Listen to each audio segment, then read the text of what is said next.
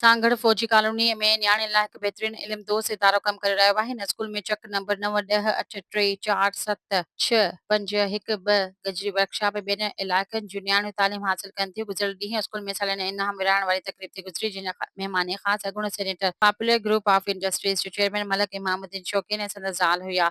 School पहुचण ते principal मोहतरमा शाज़िया संदन आदर भाव कयो ऐं गुलनि जो गुलदस्तो पेश कयो। इन मौक़े ते न्याणियुनि शानदार तक़रीरूं कयूं ऐं इन्हनि हालतुनि जी निशानदेही कई जिन हालतुनि में हू तालीम हासिल करे रहियूं आहिनि। जेके मसइला साम्हूं आहिनि उन्हनि ॾांहुं महिमाननि जो ध्यानु छिकायो।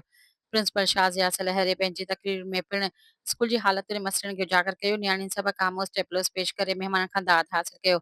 महिमान ख़ासि मलक इमामुद्दीन शौकीन पंहिंजे तक़रीर में चयो त हू हमेशह तालीमी मंसूबनि ख़ासि करे न्याणियुनि जी तालीम खे तरजीह ॾियनि था, छो त जेकॾहिं हिकु न्याणी तालीम याफ़्ता थी वञे थी त पोइ पूरो ख़ानदान तरक़ी करे सघे थो। हुन चयो त खेसि अहसासु आहे त ॿेराड़ी वारनि इलाइक़नि जे स्कूलनि जी हालत छा आहे। जेकॾहिं मां कुझु महीना अॻु हिते जो दौरो करे चुको आहियां ऐं ज़रूरी आहे त कुझु वधीक करे सघां हा, पर मां चूंडियल नुमाइंदनि जे ध्यान खे ज़रूरु हिन तरफ़ छिकाईंदमि। सब्सक्राइब कयो अवामी न्यूज़ HD खे ऐं ताज़ा तरीन ख़बरुनि लाइ ॾिसंदा रहो अवामी न्यूज़ HD।